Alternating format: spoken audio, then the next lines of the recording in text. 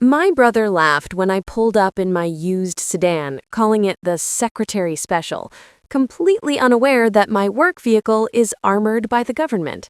They treated me like the family failure for years, never guessing that my boring filing job was actually a cover for international espionage.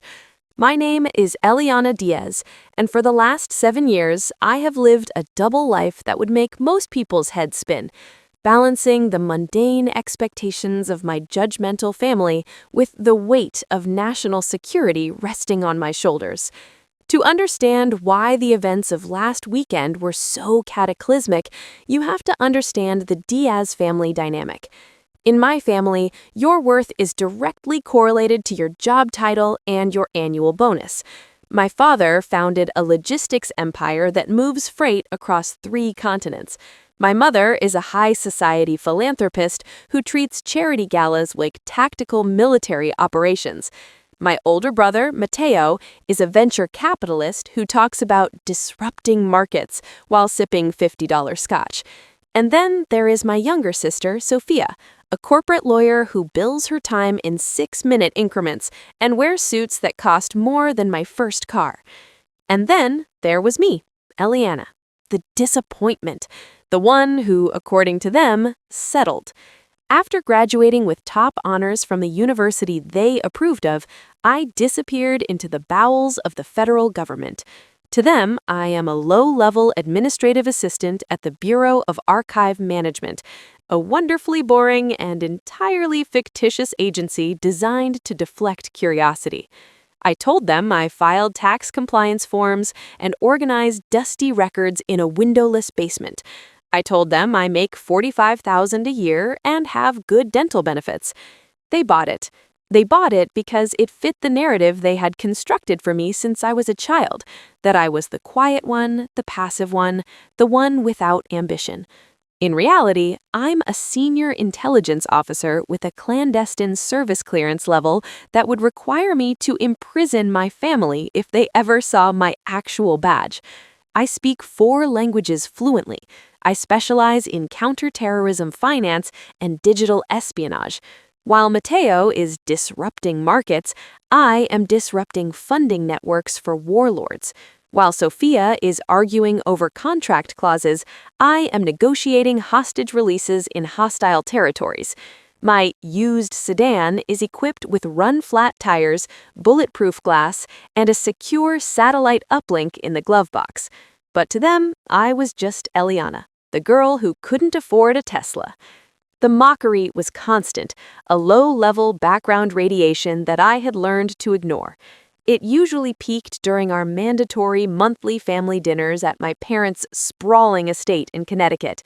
The driveway would look like a luxury car dealership, a Porsche Cayenne, a Mercedes S-Class, a Range Rover, and then my gray, nondescript sedan parked awkwardly off to the side so it wouldn't ruin the aesthetic of the entrance. This specific weekend was supposed to be a celebration. My father was on the verge of closing the biggest deal of his career, selling a majority stake in the logistics company to a foreign investment conglomerate. It was the kind of deal that creates generational wealth, the kind of money that turns rich people into oligarchs. The mood in the house was electric. Champagne was being opened at 2 in the afternoon. I arrived late, delayed by a briefing regarding a chatter spike in Eastern Europe. When I walked into the grand foyer, still wearing my office casual disguise of a beige cardigan and sensible slacks, Mateo was already holding court in the living room. He looked out the window as I parked. That's when he made the comment about this secretary special. I heard the laughter through the open French doors before I even reached the steps. When I walked in, Sophia handed me her empty champagne flute without looking at me. Eliana, sweetie, since you're up, could you grab me a refill? And maybe see if Mom needs help in the kitchen? The caterers are a bit slow. I took the glass. It was muscle memory at this point. Good to see you too, Sophia, I said, my voice keeping that practiced, mild tone I used to de-escalate threats in the field. Don't be like that, Mateo said, clapping a hand on my shoulder a little too hard. We're just celebrating. Dad is about to secure the bag, as the kids say. Although I guess that doesn't mean much to someone on a government salary. Hey, did you finally get that cost of living adjustment you were worried about? I'm doing fine, Matteo, I said, placing Sophia's glass on a coaster and ignoring her request for a refill. What's the status of the deal? Dad said signatures were happening Monday. My father, Ricardo Diaz, entered the room then, looking like the king of his own little world. He wore a smoking jacket and held a cigar that smelled of money and arrogance. Monday morning at 9 sharp, the wire transfer clears and we are officially liquid, my dear. It's the culmination of 40 years of work. He looked at me, his expression softening into that pitying look that hurt more than Matteo's insults. Eliana, I was telling your mother, once this money comes in, we're going to set up a trust for you. So you don't have to worry about your rent anymore. Maybe you can finally quit that filing job and do something fulfilling. Like painting. You used to like painting. I clenched my jaw, forcing a smile. My job is fulfilling, Dad. I serve my country. You serve paperwork, Eliana, Sophia chimed in, scrolling through her phone. Let's be real. It's bureaucratic shuffling. But hey, someone has to do it so the rest of us can pay taxes, right? I took a deep breath. Who was the buyer again? The conglomerate? Vanguardia Holdings, Matteo said, puffing out his chest as if he had brokered the deal himself. Based out of Zurich, with subsidiaries in Singapore. Top tier. We vetted them for months. Vanguardia Holdings. The name hit me like a splash of ice water. My internal alarm bells didn't just ring, they screamed. 2 weeks ago, a secure communique had crossed my desk regarding a shell corporation moving assets for a sanctioned regime. The name Vanguardia had been flagged as a potential front for money laundering operations tied to a cybercrime syndicate based in Southeast Asia. I felt the blood drain from my face. If my father signed that deal, if he gave them access to the logistics network even for a day, the company would be gutted, the assets stripped, and the Diaz family would be inadvertently funding international terrorism. Not to mention, when the feds inevitably raided the operation, my father would be the one in handcuffs as the fall guy. Dad, I said, my voice dropping an octave, losing the meek sister affectation for a split second. You can't sign that deal. The room went silent. Not a respectful silence, but the awkward silence of a family embarrassed by their slow child speaking out of turn. Excuse me? My father asked, looking amused. Vanguardia Holdings, I said, stepping further into the room. Did you run a deep dive background check on their board of directors, specifically a man named Viktor Volkov? Matteo laughed, nearly choking on his drink. Listen to her. She's playing detective. Eliana, stick to your filing cabinets. We had a team of analysts from Goldman look at this. Volkov is a silent partner. It's standard structure. It's a shell structure, I insisted, my heart rate steady but my mind racing. It's a classic, layered setup to hide the origin of funds. If you let them into the company accounts to facilitate the transfer, they won't send you money. They'll use the handshake protocols to reverse engineer your access codes and drain your existing liquidity. It's a bust-out scheme. My mother walked in from the patio, looking annoyed that the vibe had been ruined. Eliana, why are you shouting? You're upsetting your father. I'm not shouting, Mother. I'm telling you that you are about to lose everything. That is enough, my father's voice boomed. He wasn't amused anymore. I have the best lawyers in the city on this. I have investment bankers who make more in a week than you make in a decade advising me. And you think you, my daughter who files tax returns in a basement, know better than them because you watched a documentary on financial fraud? It's not a documentary, Dad. I know how these people operate. Please, just hold off on the signing. Give me 24 hours to prove it. Sophia stood up, smoothing her skirt. This is actually sad. She's jealous. She can't handle that we're all moving up to the next level and she's stuck in her government cubicle. Eliana, stop trying to ruin this for us just so you feel important. I am trying to save you, I snapped. Go to your room, my father said, pointing toward the stairs. It was absurd. I was 29 years old, a woman who had led extraction teams through jungles, and he was sending me to my room like a petulant teenager. "I'm not a child," I said quietly. "Then stop acting like one," Mateo sneered. Go check your emails. Go file something. Let the adults handle the business. I looked at them. Really looked at them. They were so confident, so arrogant, and so hopelessly vulnerable. I could have left. I could have gotten in my car, driven away, and let the FBI raid the house in 3 weeks. It would have served them right. It would have been the ultimate "I told you so." But they were my family, and despite everything, I couldn't let them be destroyed. I turned on my heel and walked out. Fine, do what you want. I didn't go to my room. I went to the guest cottage at the edge of the property, where I had established a secure perimeter for when I visited. I locked the door, sat down at the small desk, and opened my laptop. It wasn't a standard consumer model. It was a ruggedized, government-issue machine with biometric encryption. I scanned my thumbprint and retina. The screen hummed to life, connecting to the secure agency servers via the satellite uplink in my car parked 50 yards away. I had work to do. For the next 6 hours, I didn't move. I bypassed the standard channels. I used my clearance to access the Treasury Department's flagged transaction list. I pulled the raw intelligence files on Vanguardia. It was worse than I thought. The investment group was a front for a syndicate that had already collapsed 3 logistics companies in Europe. They used the shipping routes to traffic illicit hardware before liquidating the assets. I needed proof that my family couldn't ignore. But more than that, I needed to stop the transaction.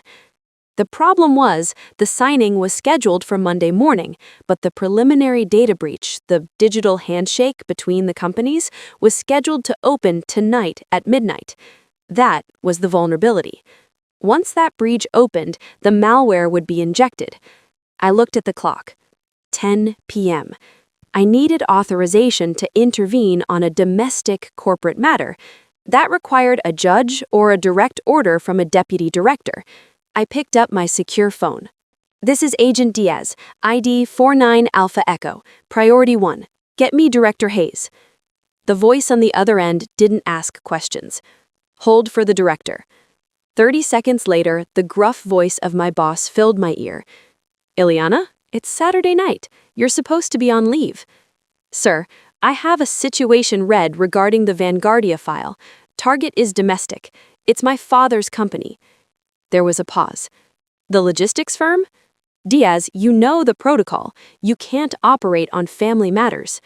"Sir, if this deal goes through, we lose eyes on a massive trafficking network, and a major U.S. shipping infrastructure gets compromised.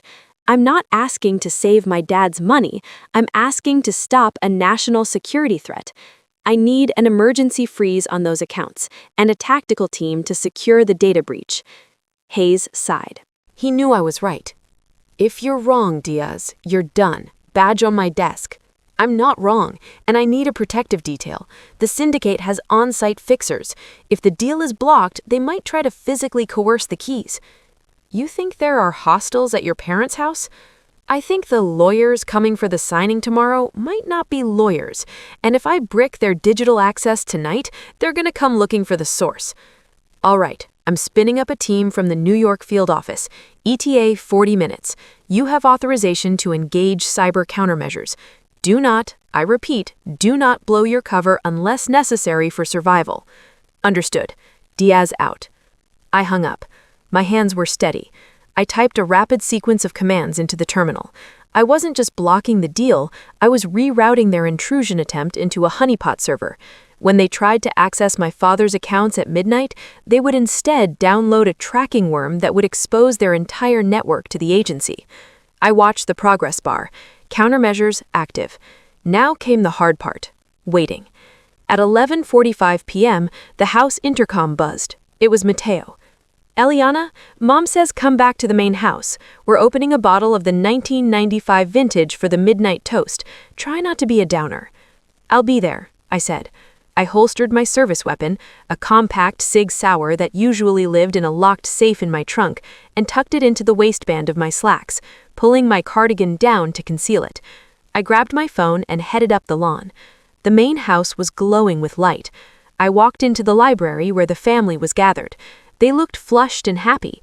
My father was holding a tablet, watching the countdown to the midnight transfer window. Just in time, Father beamed, the earlier argument apparently forgotten or ignored. 5 minutes until the systems link up. The future of the Diaz family begins now. I stood by the door, checking the sightlines. Dad, put the tablet down. Oh, don't start again, Sophia groaned. Can't you just be happy for us? I'm serious, I said, my voice hard. Do not initiate the link. It's automatic, genius, Mateo said. It's already programmed. Look. He pointed to the large monitor mounted on the wall displaying the company dashboard. Status, pending connection. I checked my watch. 11:58 p.m. Suddenly, the screen on the wall flickered. The green, pending bar turned a bright, angry red. A message popped up. Access denied. System lockdown initiated by federal authority. The room froze. What is that? My father panicked, tapping the tablet furiously. What's happening? Why is it locked? Mateo rushed to the computer. I don't know. It says Department of Defense Protocol? What the hell? Dad, are we being hacked? No, I said from the doorway. You're being saved. They all turned to look at me. What did you do? Mateo screamed, his face turning red. You pressed something, didn't you? You logged in with your stupid admin passwords and messed up the deal. I initiated a Title 50 cyber block, I said calmly. The accounts are frozen. The Vanguardia interface has been neutralized. You ruined it, my mother shrieked. Ricardo, do something. She's ruined us out of spite. I'm calling the police, my father said, shaking with rage. I am calling the police on my own daughter. You have gone too far, Eliana. You represent the danger to this family. You don't need to call the police, I said, checking the GPS tracker on my phone. They're already here. What? But before they get to the door, I said, walking over to the window and peering out into the darkness of the driveway, we have a problem. The people you were dealing with, they realized the block happened from this location. They aren't happy. I saw headlights cut through the darkness, not the flashing lights of the police, but the bright LEDs of 2 black SUVs tearing up the long driveway. They weren't government issue. They were mercenaries, the fixers I had warned Hayes about. They were early. Who is that? Sophia asked, her voice trembling. That, I said, is the cleanup crew for the fraud ring you just invited into your lives. I turned to my family. The meek filing clerk was gone. My posture shifted. I locked the library doors and shoved a heavy mahogany armchair in front of them. Eliana, what are you doing? Dad asked, terrified. Everyone get down, behind the oak desk, now. I barked the order with such command that they didn't argue. They scrambled behind the massive desk, huddled together. Eliana, you're scaring us, Mom whimpered. Good, stay down. I pulled the Sig Sauer from my waistband and racked the slide. The sound of metal on metal echoed in the silent room. My brother's eyes bulged out of his head. Is that a gun? Where did you get a gun? You're a secretary. I'm not a secretary, Mateo. I never was. The front door of the house exploded inward with a crash. I heard shouting in Russian and heavy boots on the marble foyer. Stay quiet, I hissed at my family. I moved to the side of the library door, weapon drawn, listening. 2 targets, moving fast. They knew the layout. They were coming for the server room, which was accessible through the library. The handle of the library door jiggled. Then a boot kicked it. The chair held. Open up, a voice shouted. I didn't answer. I waited. They shot the lock. Wood splinters flew. The door swung open, pushing the chair back. A man in tactical gears stepped in, raising a suppressed pistol.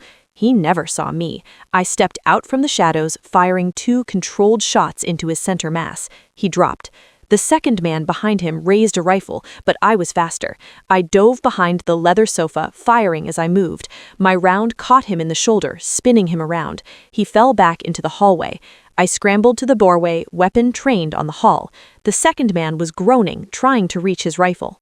Don't, I said. Federal agent. Hands where I can see them. He froze. Behind me, I heard Sophia screaming. My father was hyperventilating. Clear, I yelled to the empty room, mostly to reassure myself. I kept my gun trained on the hallway, my heart hammering against my ribs. Dad, call 911. Tell them there are shots fired and an officer is on scene. Officer? He sputtered. Eliana, you just killed a man. He's wearing body armor, I said, glancing at the first intruder who was wheezing on the floor. He's alive, but he won't be happy. Suddenly, the night outside erupted in red and blue lights. Sirens wailed, dozens of them, overlapping in a chaotic symphony. The thumping of a helicopter rotor shook the windows. A magnified voice boomed from outside. "This is the FBI. Surround the house. Drop your weapons." "Finally," I muttered. I engaged the safety on my pistol and placed it on the floor, kicking it away from me, keeping my hands visible. "FBI!" Heavy boots stormed the house again. This time it was the good guys. A tactical team swarmed the hallway. "Federal agent!" I shouted. "ID in back pocket. Badge number 49 Alpha Echo." The lead agent, a man I recognized from the Quantico firing range, lowered his rifle when he saw me. "Diaz, you good?" "2 tangos secured," I said, standing up and brushing the dust off my cardigan. "Family is secure behind the desk." The agent nodded and tapped his radio. "Site secure. Principal agent is safe. Bring in the medics for the suspects." I turned back to my family. They were slowly standing up from behind the desk, looking at me as if I had grown a second head. My mother was clutching her pearls. Mateo was pale as a sheet. My father looked from the gun on the floor to me, then to the FBI agents who were deferring to me. "Eliana," he whispered. Who are you?" Before I could answer, a man in a suit walked into the library. It wasn't just any agent, it was Deputy Director Hayes. He rarely came to the field. He walked straight up to me, ignoring my family completely. "Hell of a night, Diaz. You cut it close." "They breached earlier than anticipated, sir." "We got the digital trace," Hayes said. "The honeypot worked. We have the entire Vanguardia network mapped. We're raiding their servers in Zurich as we speak. You just took down a $1 billion fraud ring." "And the assets?" I asked. "Safe. Your father's company is untouched, thanks to the lockdown." Hayes finally looked at my family.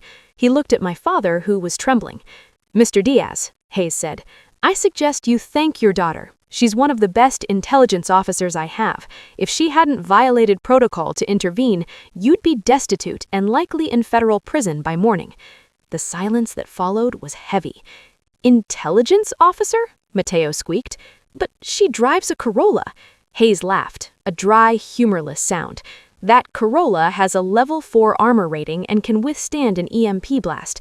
Now, if you'll excuse us, Agent Diaz needs to be debriefed." Hayes gestured to the door.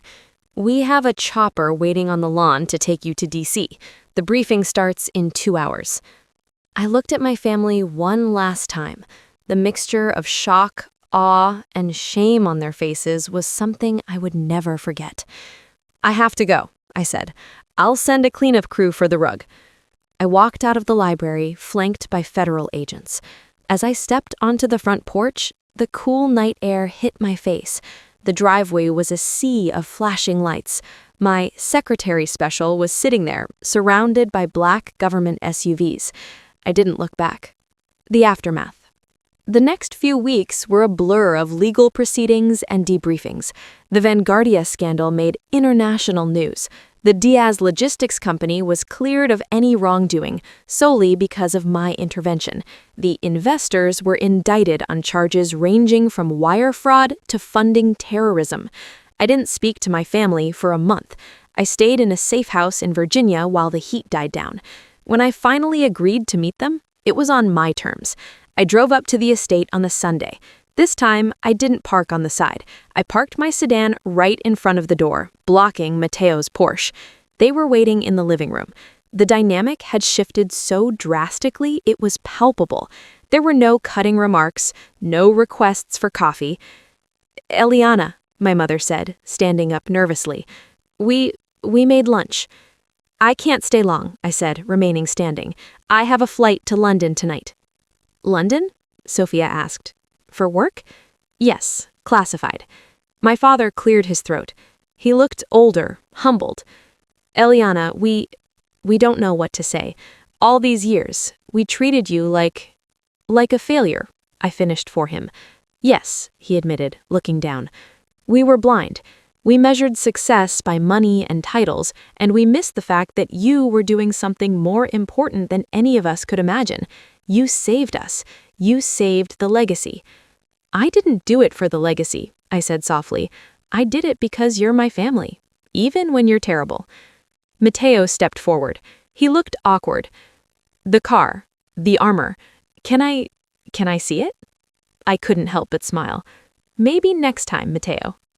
"I'm sorry," he said, and for the first time in his life, he sounded sincere. "I called you the Secretary Special. I was an idiot." "Yes, you were," I agreed. We talked for an hour. It wasn't perfect. Years of neglect don't vanish overnight, but the power dynamic had flipped forever. They no longer saw me as the little sister who needed to be managed. They saw me as the protector, the one who walked in the shadows so they could live in the light. As I walked back to my car, my father followed me out. "Eliana," he called out. I turned. "I know you can't tell us what you do," he said, "but are you safe?" "I'm good at my job, Dad." "I know," he said, pride finally replacing the pity in his eyes. "I know." I got into my car, my armored, satellite-linked, government-issue sedan, and started the engine. As I drove down the driveway, leaving the luxury cars in the rearview mirror, I realized I didn't need their approval anymore. I never really did. But seeing the look on Mateo's face when the FBI SWAT team stormed the house, that was worth every second of filing fake paperwork.